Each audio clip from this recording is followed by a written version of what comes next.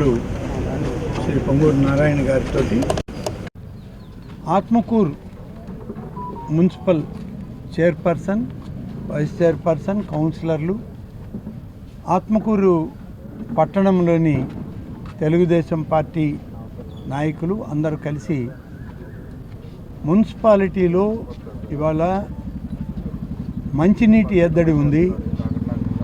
2 రోజులకు ఒకసారి మంచినీళ్ళు ఇస్తున్నారు, సరిగా మంచినీటి వస్తే రావట్లేదు అనేటువంటిది ప్రధానంగా మంత్రి గారి దృష్టికి తీసుకొచ్చాం. దానితో పాటు కొన్ని అభివృద్ధి కార్యక్రమాలు పని జరుగుతూ నిలిచిపోయాయి. 10 సంవత్సరాలుగా తాలూకా కార్యాలయం మొదలుపెట్టి ఆపేశారు, ఆర్డీఓ కార్యాలయం మొదలుపెట్టి ఆపేశారు, R&B గెస్ట్ హౌస్లు మొదలుపెట్టి ఆపేశారు. వాటితో పాటు పాలిటెక్నిక్ కాలేజ్ కానీ, ITIలు కానీ, అలాగే రెసిడెన్షియల్ స్కూల్స్ కానీ ఇవన్నీ కూడా హాఫ్ కన్స్ట్రక్టెడ్ బిల్డింగ్స్లోనే ఆగిపోతున్నాయి. ఈ ఆత్మకూరు అభివృద్ధికి సంబంధించి మరి కొంత మీరు సమీక్షించాలని చెప్పి అందరం కలిసి అడిగినప్పుడు దానిపైనే ముఖ్యంగా ఇవాళ ఈ సమీక్ష చేయడం జరిగింది. డ్రింకింగ్ వాటర్ని 364 రోజులు ఆత్మకూరు మున్సిపాలిటీకి పర్ హెడ్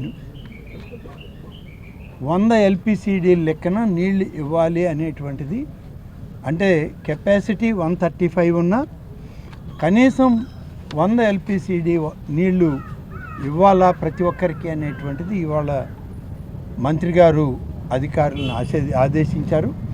మరొక వారం రోజుల లోపలే ఉన్నటువంటి డిస్ట్రిబ్యూటరీ నెట్వర్క్ కానీ, పంపింగ్ సిస్టమ్ కానీ, అలాగే RO ప్లాంట్ నుంచి ఇచ్చేటువంటి నీరు కానీ సమగ్రంగా వాటికి మరి చూసి నెక్స్ట్ మళ్ళీ 1 వీక్ లోపల దానికి కావాల్సినటువంటి ఇవన్నీ కూడా రెక్టిఫై చేసి వాటర్ డిస్ట్రిబ్యూషన్ స్టార్ట్ చేయాలి. కాబట్టి మీరు అందరూ కూడా పనిచేయండి అని చెప్పి పబ్లిక్ హెల్త్ డిపార్ట్మెంట్ని, మున్సిపల్ డిపార్ట్మెంట్ని ఆయన ఆదేశించడం జరిగింది. అదేవిధంగా వచ్చేటువంటి ఆదాయ వనరులు మున్సిపాలిటీకి ఏ విధమైన ఆదాయం వస్తుంది, ఎక్కడ లూప్ హోల్స్ ఉన్నాయి అని చెప్పి ఆ లూప్ హోల్స్లో పోయేటువంటి నష్టం ఎంత, వచ్చేటువంటి పన్నులు, ప్రజలు కట్టే పన్నులు ప్రజలకు ఉపయోగపడుతున్నాయా లేదా, ఇవన్నీ కూడా మంత్రి గారు చాలా క్షుణ్ణంగా తనిఖీ చేయడం జరిగింది, సమీక్షించారు.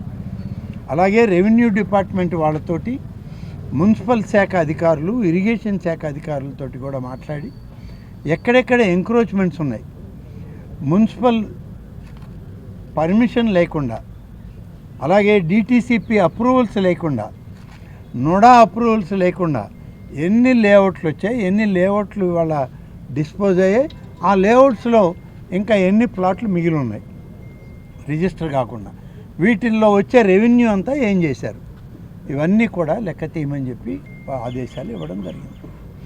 ప్రధానంగా వీటితో పాటు ఆత్మకూరు మున్సిపాలిటీలో ఉన్నటువంటి మున్సిపల్ బస్ స్టాండ్ టోటల్గా స్ట్రక్చర్ని డిమాలిష్ చేసి కొత్త స్ట్రక్చర్ నిర్మాణం జరిగింది. దానికి ఫండ్స్ ఎక్కడి నుంచి వచ్చాయి, ఫండ్స్ ఎవరు ఇచ్చారు, ఏ డిపార్ట్మెంట్ ఇచ్చింది, ఎవరు టెండర్స్ పిలిచారు, ఎవరు డిజైన్స్ చేశారంటే మున్సిపల్ అధికారులు చెప్పలేని పరిస్థితుల్లో ఉన్నారు. ఆ బస్టాండ్లో కొన్ని షాపింగ్ సెంటర్స్ కట్టారు. గతంలో మున్సిపల్ బస్టాండ్లో ఉన్న షాప్ కీపర్స్కి ఇప్పుడు కొత్తగా వచ్చిన దాంట్లో షాపులు ఇవ్వలేదు, ఆ షాపులన్నీ కూడా అలాగే ఉంచేశారు. మరి వాటికి వచ్చే రెమ్యూనరేషన్ ఏంటి, రెవెన్యూ ఏంటి అనేది కూడా ఆయన క్షుణ్ణంగా పరిశీలించారు. అలాగే నోడా దాదాపుగా ₹1 కోటి డబ్బు ఈ బస్టాండ్ చుట్టూరు ఉన్నటువంటి రోడ్డును తొలగించి కొత్త CC రోడ్డు వేయడానికి ఖర్చు పెట్టింది. ఇది ఎక్కడ మంజూరు చేశారు, ఎవరు రిక్వెజిషన్ మీద మంజూరు చేశారు, పనులు ఎవరు చేశారు అని అంటే దాన్ని కూడా నోడా అధికారులు వివరాలు ఇవ్వాలని చెప్పి మంత్రి గారు సూచించడం జరిగింది. మేము ఆత్మకూరు మున్సిపాలిటీలో అనేక సందర్భాల్లో మంజూరైనటువంటి RDO కార్యాలయం, తహసీల్దార్ కార్యాలయం, R&B గెస్ట్ హౌస్, ఈ బస్టాండ్ షాపింగ్ సెంటర్సు, అలాగే మున్సిపల్ షాపింగ్ కాంప్లెక్స్లు ఖాళీగా ఉన్నాయి. ఎందుకు ఇన్ని సంవత్సరాల నుంచి ఖాళీగా ఉన్నాయంటే దానికి కూడా సమాధానం లేదు. వీటన్నిటి మీద సమగ్రమైన నివేదికని అధికారులను ఇవ్వమని చెప్పి మరి నారాయణ గారు కోరారు. దానికి ఒక వారం 10 రోజులు మాత్రమే సమయం ఇచ్చాం. వాళ్ళు అన్నీ కూడా సమగ్రమైనటువంటి నివేదిక మున్సిపల్ మంత్రిగా వారికి చేరిన తర్వాత ఏ విధంగా వాటిని అన్నింటినీ పరిష్కరించాలనేటువంటిది మళ్ళీ ఒకసారి మున్సిపల్ పాలనలో ఉన్న ఇప్పటి మున్సిపల్ చైర్మన్లు కానీ కౌన్సిలర్లు కానీ వారితో పాటు తెలుగుదేశం పార్టీ నాయకత్వం అందరం కూడా సమీక్షించుకొని ఒక సరైనటువంటి అవగాహనతో ఆత్మకూరు అభివృద్ధికి మరింత ఎక్కువగా చర్యలు తీసుకోవడానికి చర్యలు చేపడతామని చెప్పి, అలాగే నెల్లూరు పాలెం సెంటర్ నుంచి ఆత్మకూరు పట్టణంలోకి వచ్చేటువంటి 4 లేన్ల రహదారి ఏదైతే ఉందో ఆ రహదారి గతంలో కూడా మున్సిపల్ శాఖ నుంచి వేయడం జరిగింది.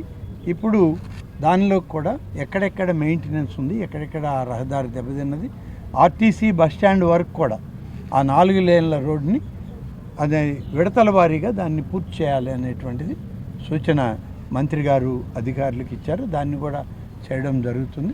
అలాగే నోడాకి సంబంధించినటువంటి ఫండ్స్ నుంచి కొంతమేర అభివృద్ధికి కేటాయిస్తాము. ఏవి అత్యవసరంగా ఉన్నాయో అవి ముందు దృష్టికి తీసుకురండి అని చెప్పారు. అది కూడా చెప్పడం జరిగింది. అలాగే ఇరిగేషన్కి సంబంధించి సోమశిల ప్రాజెక్టు అత్యంత ప్రధానమైంది. లైఫ్ లైన్ ప్రాజెక్టు నెల్లూరు జిల్లా, మన తిరుపతి జిల్లా, అలాగే